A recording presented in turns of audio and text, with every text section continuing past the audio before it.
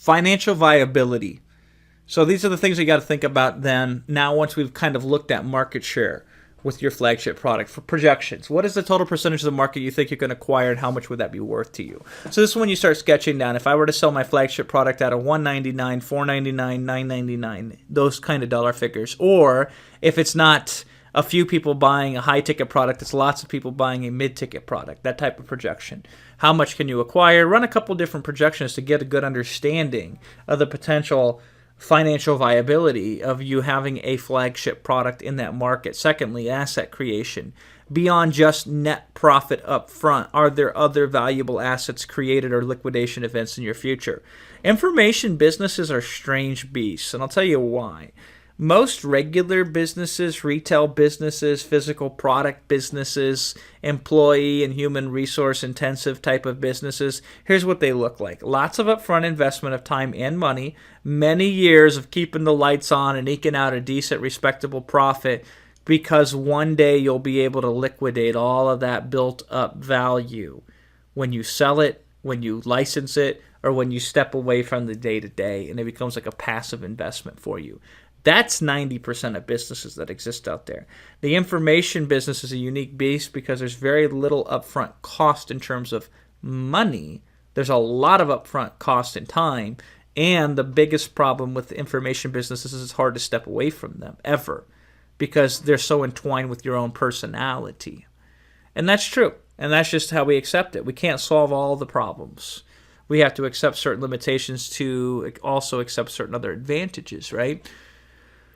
However, with that said, it's still good to be aware of potential other things. So how can we create assets within the framework of a flagship product? How is the flagship product itself beyond just transactionally valuable to you? Is there ways that you can sell it, license it, get resellers underneath of it, have some sort of intellectual property, a proprietary association behind it? That can help contribute above and beyond just what you can reach in that market and what that market share is worth to you. And lastly, lifetime value. There are certain flagship products that once a customer buys from you, it's hard to get them to buy anything else. So if your flagship product is something related to mothers of newborns, there's a very limited time window when you can help that customer, because it's a time issue. It's like once they have that baby and that baby gets beyond newborn, what else are you going to sell them? Now, you could argue, hey, well, we'll sell them toddler stuff next. Well, maybe, but somebody who's a flagship seller of toddler products is going to be better positioned than you to serve that customer because you're a flagship for newborns, right?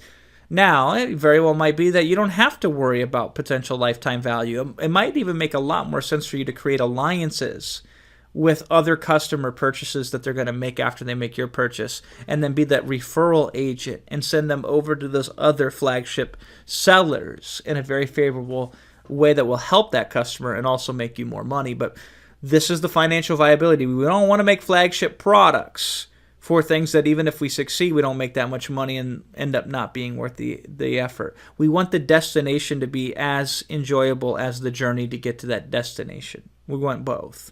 We want to have as much fun and experience as much profit and excitement along the way to our goal of creating and realizing that flagship product. And we also want that goal to be just as incredibly powerful.